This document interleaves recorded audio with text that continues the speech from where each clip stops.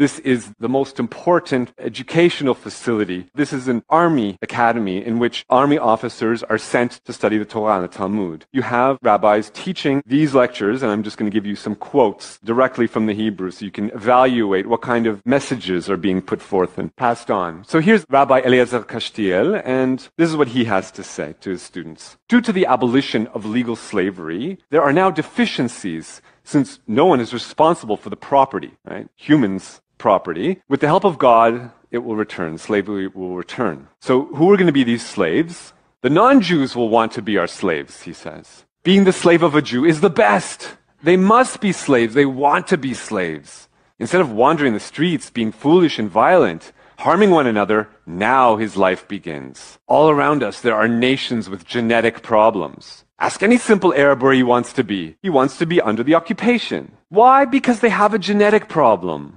They don't know how to run a country. They don't know how to do anything. Look at the state of them. Sounds kind of racist. Yeah, he goes on. He says, yeah, of course racism exists. Are we unaware that there are different races in the world? Is it a secret? Is it untrue? What can you do? It's true. Yes, we're racists. We believe in racism. Correct. There are races in the world, and nations have genetic attributes. So it requires of us to consider how to help them. Racial differences are real, and this is precisely a reason to offer help. Wow.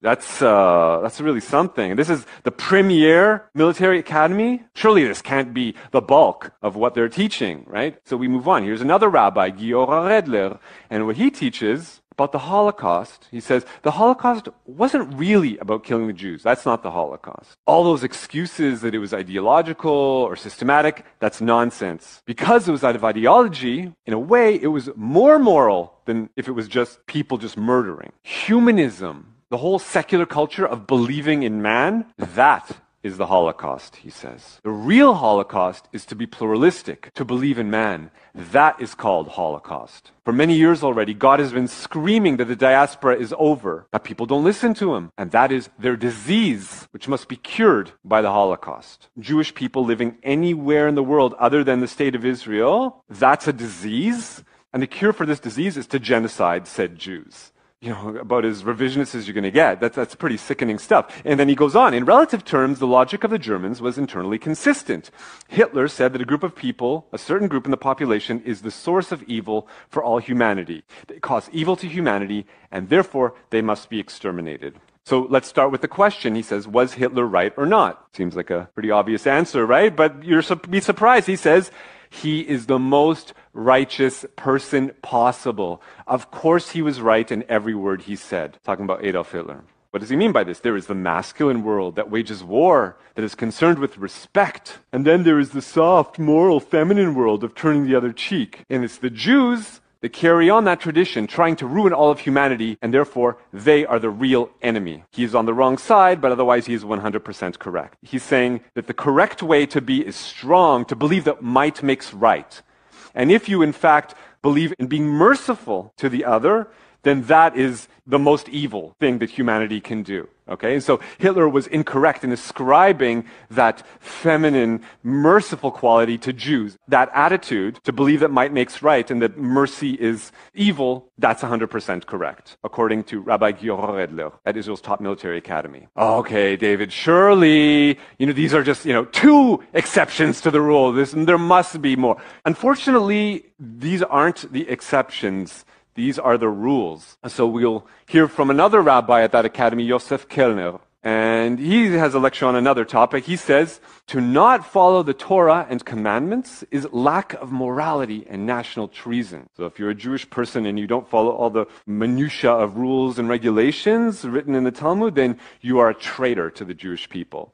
In fact, it's called genociding a people, he says. That's genocide, to be a secular Jew. You are not a national criminal, you are an international criminal. It's called crime against humanity. So now, can a nation protect itself from the traitors within? According to most, traitors are sentenced to a bullet in the head. Everywhere. For those who betray them, every sanction is legitimate, up to a bullet in the head. So, slavery, thumbs up, we need to bring it back. The Holocaust, Hitler was 100% correct, the most moral person possible.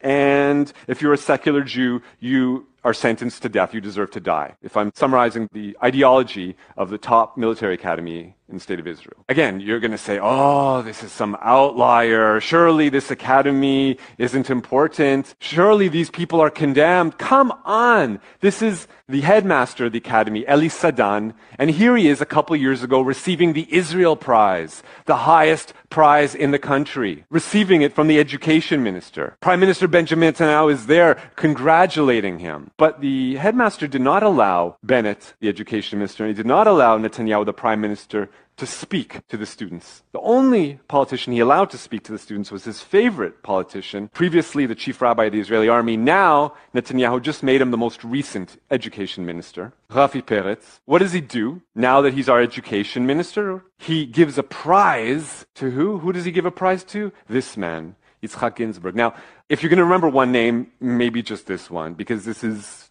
probably the most racist rabbi in the country. He published a book called The King's Torah, or Torat HaMelech. And this book, it's like a theological treatise. It asks the question, under what circumstances may a Jew kill a non-Jew? He comes to the conclusion that pretty much under any circumstance, he writes there is justification for killing babies if it is clear that they will grow up to harm us.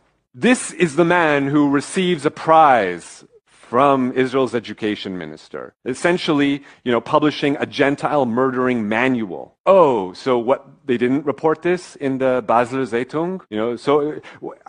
Is this not ridiculous that I have to fly all the way over here and burn up all these fossil fuels to explain this to you, this basic stuff?